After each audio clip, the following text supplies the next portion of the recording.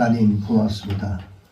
거룩한 주일을 맞이했습니다. 우리가 하나님 앞에 기쁨으로 드려지는 이 예배 받아주시옵소서.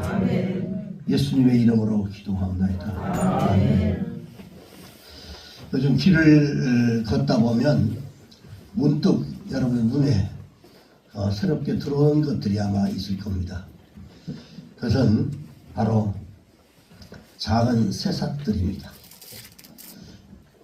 나라가 어수선하고 여러 가지 이 사역으로 분주한 사이에도 이 새싹들은 움이 트고 있었습니다.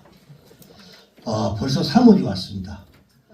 특별히 오늘은 또 마침 우리 3.1절 107주년이 되는 바로 3.1절 기념주일인데 1919년 3월 1일 이 정오를 기해서 일제 압박에 항거하고 전 세계 민족의 자주독립을 선언하고 온 민족이 총걸기를 하면서 평화적 시위를 전개했던 바로 독립을 선언한 그런 날을 기념하는 바로 3.1절 날입니다. 그러니까 이러한 우리 민족의 숭고한 이러한 자주독립의 정신을 우리가 영원히 기억하기 위해서 이 정부에서는 1949년 국경일에 8월 15일 우리가 45년도 해방되고 3년 후에 49년도 국경일에 관한 이 법률을 제정해서 공포를 하게 되는데 이날을 바로 국경일로 그때부터 정하게 됩니다. 들에 우리가 올라오는 이 세상을 이렇게 보면 문득 일제강점기에 이러한 민족의 서름과 해방을 염원하는 이 마음을 표현했던 이런 그 이상화라고 하는 이 시인의 빼앗긴 들에도 봄은 오는가 나가는 이런 시가 있습니다. 그 시는 지금은 남의 땅 빼앗긴 들에도 봄은 오는가 나는 온몸에 햇살을 받고 푸른 하늘 푸른 들이 맞붙은 곳으로 가르마 같은 논길을 따라 꿈속을 가듯 걸어만 간다 나가는 것 이게 꿋꿋이 논길을 따라서 그 해방을 바라보면서 독립을 바라보면서 쭉 걸어갔던 이 이상한 시인의 시입니다. 일제가 아무리 총칼로 억압을 하고 신사참배를 강조하고 또 위안부 강제노역으로서 우리를 힘들게 해서도 결국은 해방의 봄은 찾아오게 됐습니다. 자, 이와 같이 우리들의 인생에 여러분 한겨울 삭풍 같은 이런 고난이 불어온다 해도 그래도 봄은 올까요 안 올까요? 봄은 옵니다. 그래서 봄이 온 것입니다. 여러분 지금 세상이 아주 혼란하게 하는 이 나라의 정치 문제도 반드시 다 지나가고 이 나라가 모든 국민들이 영원하는 이런 봄날 같은 때가 반드시 올 것이라고 저는 확신합니다. 그런데 생각해보면 여러분의 가정에 배달되어 오는 이런 택배라고 하는 거 있습니다. 그런데 이 택배, 이것은 택배가 온다는 것은 곧 택배를 보낸 분이 있다는 것을 말해주는 것입니다. 그렇듯이 이 봄이 온다라고 하는 것은 곧 봄을 오게 하시는 분이 계시다는 것을 여기에서 우리가 알 수 있습니다. 그분이 바로 천지를 주관하시는 하나님이십니다. 우리의 생명을 이 땅에 내신 하나님의 사랑은 변함이 없습니다. 2000년 전이고 5000년 전이고 지금도 변함이 없으십니다. 설령 여러분 육신의 부모는 나를 지켜주지 못하고 나를 잊는다 할지라도 하나님은 결코 우리를 잊지 않으시는 분이심을 믿으시기 바랍니다. 그래서 하나님이 이사야 49장 15절 말씀을 통해서 온갖 염려와 생각에 잠겼던 우리에게 약속의 말씀을 주십니다. 여인이 어찌하여 젖먹는 자식을 잊겠으며 자기 태에서 난 아들을 긍휼히 여기지 않겠느냐. 그러나 그들이 혹시 그 자녀들을 잊을지라도 나는 너희를 절대로 잊지 않을 것이다. 이렇게 약속을 합니다. 절대로 우리를 하나님이 잊으시는 분이 아니십니다. 몇 년 전에 많은 사람들을 울게 만들었던 이야기 하나가 있는데 이 MBC 스페셜 특집 VR 휴먼 다큐멘터리라고 하는 너를 만났다라고 하는 이 제목인데 이 프로그램에서 소개된 엄마와 딸의 이야기입니다. 내 아이의 엄마였던 이 장지성 씨는 3년 전 가을 7살이 된 이 셋째 딸을 나연이를 하나님 품에 떠나보냅니다. 그리고 나연이에게 혈구 탐식성 림프 조직 구중이라고 하는 이러한 희귀난치병이 생겼고 발병한 지 한 달 만에 세상을 떠나게 됩니다. 자, 누구라도 그랬겠지만 이 나연이의 엄마가 세상을 떠난 딸을 너무나 보고 싶었어요. 얼마나 보고 싶었겠어요. 단 한 번이라도 내가 만날 수 있다면 딸이 좋아하는 미역국을 끓여주고 사랑한다 내 딸아 말해주고 싶었어요. 자, 이러한 엄마의 간절한 바람이 제작진에게 알려졌고, 그리고 이 제작진은 이 VR 즉 가상현실 기술을 이용해서 이 엄마의 소원을 들어주기로 결정을 합니다. 그리고는 제작진들이 7개월 동안 이 나연이 아이의 사진들, 그리고 스마트폰 속에 있었던 나연이가 활동했던 움직였던 것, 음성, 목소리, 행동, 표정, 말투, 몸짓 이런 것들을 전부 다 분석을 해가지고 이 VCR을 완성을 합니다. 그리고 마침내 이 상암 MBC 가상 스튜디오에서 엄마 장지성이를 초대를 합니다. 그 엄마는 이 VCR 도구를 착용하고 비록 그가 가상 공간이지만 마침내 그토록 보고 싶었던 이 딸 나연이를 거기서 만나게 됩니다. VR을 착용했던 이 엄마가 손을 더듬으면서 어디 있어? 라고 나연이를 부를 때 나연이가 뛰어나와서 엄마를 부르는 장면을 보면서 모든 사람들이 눈물을 흘렸다라고 하는, 오늘 그 장면을 잠시 우리가 좀 4분 55초 한 5분 정도 되는 영상을 잠시 보겠습니다.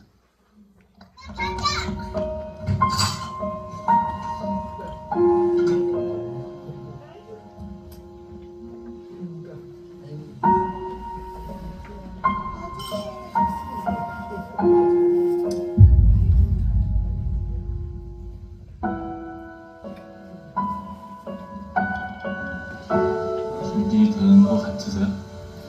네.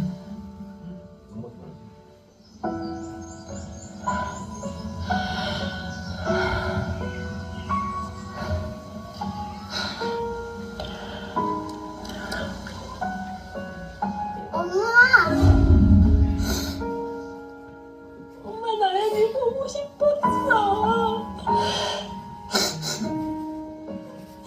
엄마도 나 보고 싶었어.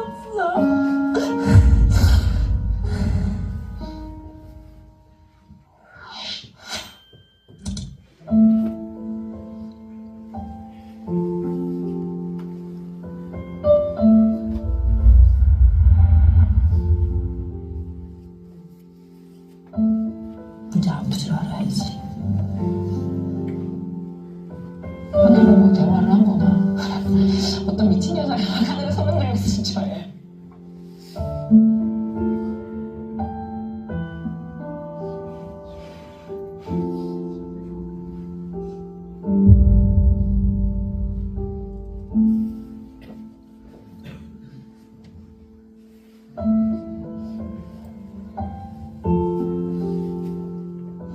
그래도 나연이 만날 수 있으니까 어떻게라도 한번 보고 싶었어. 볼 수 있었으면 좋겠어.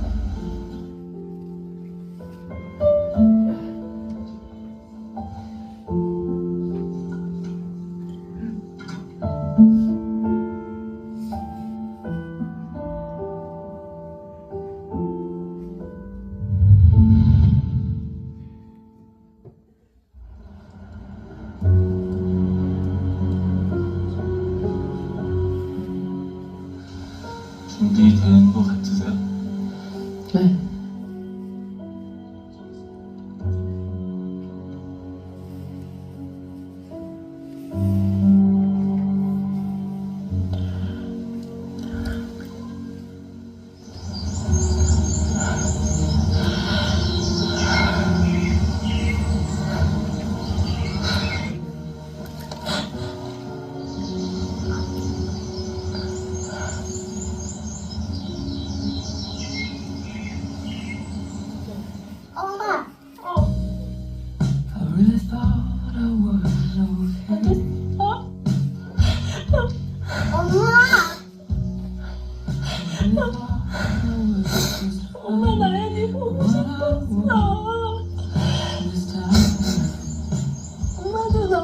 싶었어.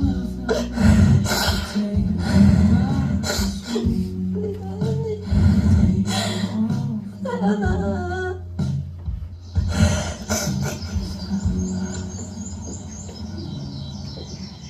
I keep saying over and over and over again, let it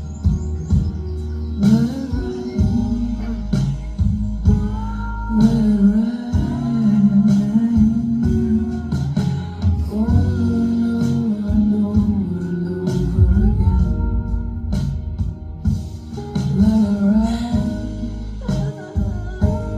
let it rain, let it rain. I need you hide within the storm, so have the lightning come and bring the winds that scream and spill the fall of the time. But hold me in your 나연아, 엄마는 나연이 정말 사랑해. 나연이가 어디 있든 엄마 나연이 찾으러 갈 거야. 사랑해, 나연아. You'll be washed away over and over and over and over again.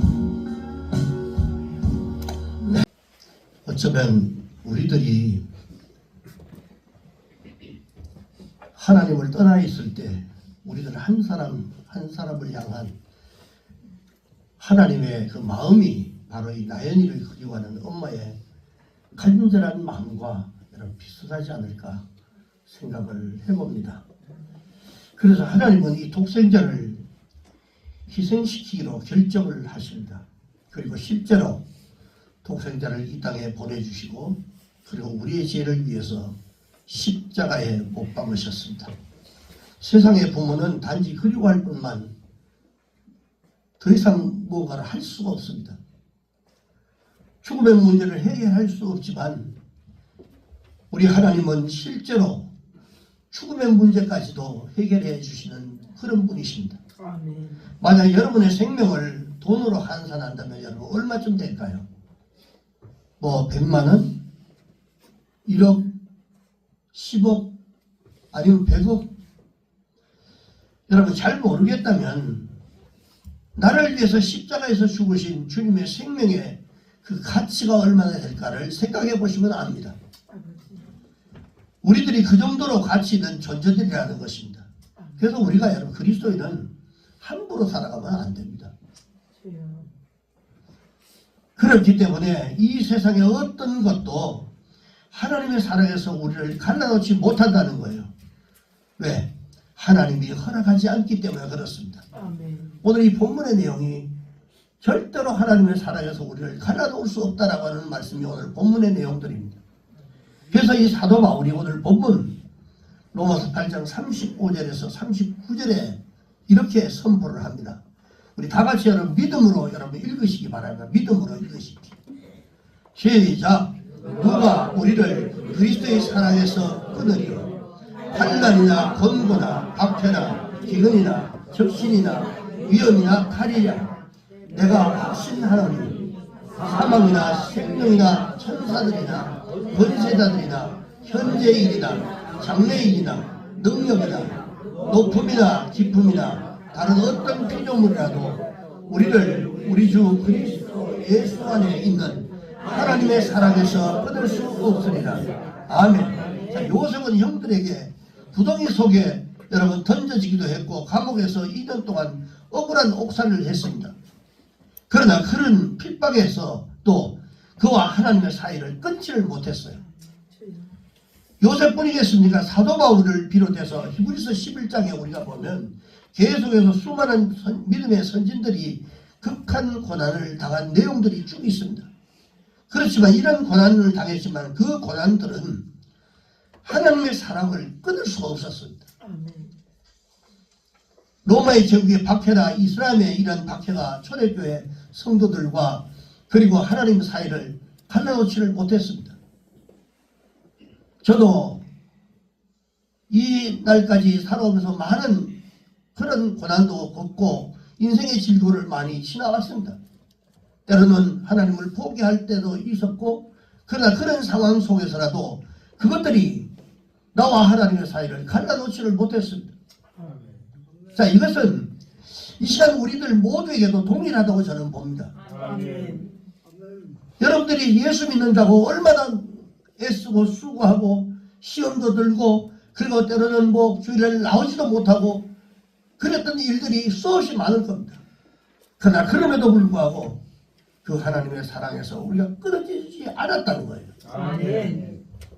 세상이 나를 힘들게 한다 해도 봄을 막을 수가 없습니다.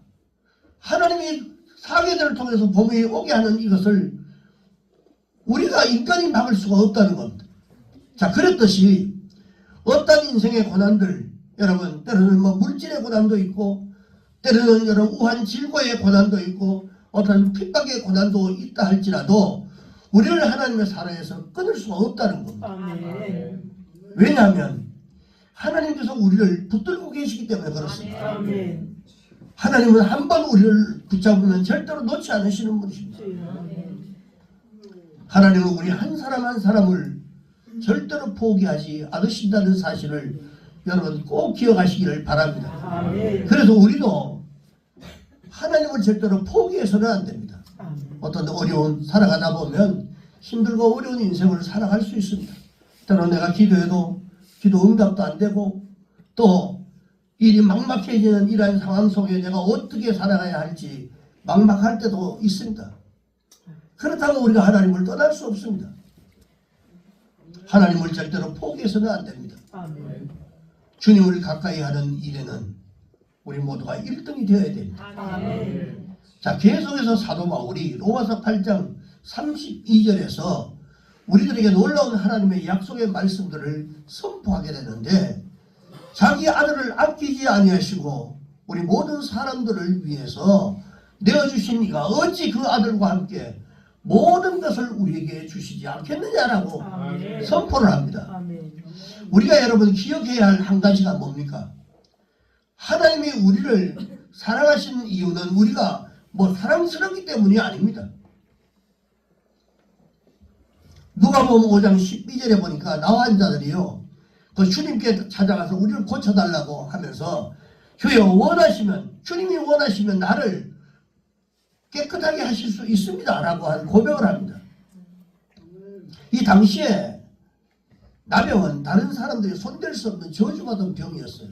그런데 이 말씀은 우리 모두가 나와 한 자나 똑같은 인생이라고 하는 것을 말씀해 주기 위해서 말씀을 기록한 겁니다. 사람은 누구나 자신을 다 드러낼 수 없는 병, 그리고 죄가 있습니다. 우리 안에 여러분, 아무리 하나님 앞에 우리가 토설하고 기도하고 자기의 모든 죄를 회개한다고 해도 사실은 내 속에 정말 말하지 못할 이런 죄, 그것들은 하나님 앞에 내놓지를 못합니다. 자기의 치부, 이런 것들을 혹시나 남이 알까 싶어서 내가 기도하는 기도의 소리를 듣고 저 사람이 내 행편과 내 처지를, 내 부족함을 혹시나 알까 싶어서 그것조차도 신경을 쓰면서 하나님 앞에 다 토설하지 못하는 것이 우리 인간입니다. 그래서 회개는 하지만 완전한 회개를 하지 못하는 이런 죄들이 우리에게 다 있습니다. 절대로 다른 사람에게 내 자신의 치부를 알릴 수가 없다. 이것이 바로 나환 자들의 그런 심정이었습니다. 그런데 그런 나환 자들에게 주님께서 손을 대시면서 그들을 치료하셨어요. 자, 이렇게 우리 안에 주님이 오셨던 것입니다. 이것이 아주 복음입니다. 이 사실을 여러분들이 명확하게 알고 계셔야 됩니다.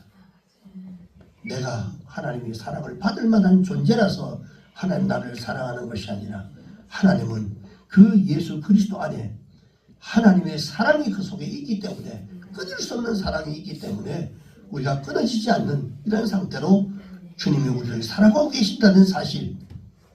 그래서 하나님의 사랑은 예수 그리스도 안에, 그분 안에 있습니다. 그래서 우리가 예수를 여러분 잘 믿어야 되는 거예요. 내게 있는 것이 아닙니다. 여러분, 내가 손대고 내가 어떤 뭔가를 조건이 있어서 하나님이 나를 사랑한다, 하나님이 뭐 주님이 나를 사랑한다, 이런 생각을 가지면 정말 착각입니다. 만약에 내게 어떤 사랑할 만한 것이 있어가지고 하나님이 나를 사랑하는 것이라고 한다면 여러분 끊어질 일이 수없이 많을 겁니다. 우리가 마음 변했을 때 그때는 하나님의 사랑에서 끊어져 버립니다. 그러나 예수 그리스도 안에는 하나님의 사랑이 있기 때문에 여러분 절대로 끊어질 수가 없다는 겁니다. 그 속에는 여러분 우리가 무엇을 잘하고 못하고 그런 것이 없습니다. 잘하든 못하든 우리가 못났든 우리가 하나님 앞에 때로는 정말 부족한 그런 모습을 가지고 있다 할지라도 하나님이 그런 것 따지시는 분이 아닙니다. 우리가 잘나서가 아닙니다. 우리는 완전히 버림받아 마땅한 존재였기 때문에 그렇습니다. 그런 우리 주님은 사랑하셔서 우리를 위해 십자가에 죽으신 것입니다.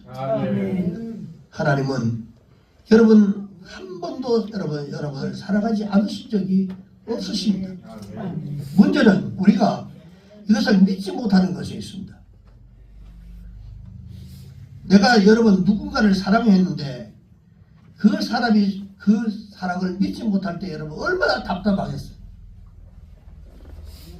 자, 이처럼 하나님에 대한 이러한 사랑을 확신하지 못함으로 말미암아 여러분 우리의 삶이 다 무너지게 되는 것입니다. 하나님의 사랑에 대한 확신이 여러분 너무나 중요합니다. 왜? 우리에게 너무도 중요한 하나님의 사랑에 대한 증거가 있는데 그것이 바로 말씀입니다. 말씀.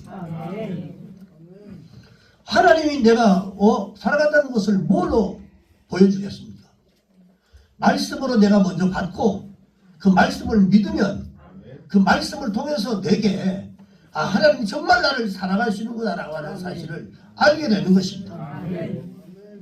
아직도 예수를 모르고 여러분 무서움도 모르고 죄 짓고 살던 바로 그때에 이미 주님은 나를 사랑하셔서 나를 십자가에서 여러분 나를 위해서 십자가에 돌아가신 분이에요. 내가 아직 죄인 되었을 때 죄인으로 살아가는 그때의 나를 위해서 십자가에 돌아가신 분이 예수 그리스도입니다. 우리가 하나님의 말씀을 붙잡지 않음으로 말미암아 하나님이 나를 사랑하신다는 것을 여러분 우리가 스스로 고백하지 못하는 것입니다. 하나님의 말씀이 명확하게 우리가 하나님의 사랑하는 대상임을 성경은 우리에게 명확하게 말씀해 주고 있습니다. 하나님이 나를 사랑하시는지에 대한 분명한 확신은 말씀을 여러분 붙잡을 때 여러분 알게 되는 것입니다. 우리의 신앙생활 가운데 하나님의 사랑에 대한 확신이 중요한 것은 왜 중요하냐면요. 이 확신이 올 때 하나님의 말씀대로 살아갈 수 있는 용기가 생기기 때문에 그렇습니다. 뿐만 아니라 주님이 나와 함께 계시다는 이러한 것이 믿어지고요. 우리가 믿음 생활해도 하나님 나와 함께 하신다는 사실을 믿어지지 않으면 우리가 막 살아갈 수 있습니다. 힘들고 어려울 때 우리가 낙심할 수밖에 없어요. 내가 정말 힘들고 고난 가운데 있을 때 하나님이 지금도 나와 함께 계시고 내 이 고난 가운데도 주님이 나와 멀리 떨어지는 것이 아니라 내 곁에 계시는구나 라고 생각한다면 그 고난이 여러분 두렵겠어요? 그렇지 않습니다.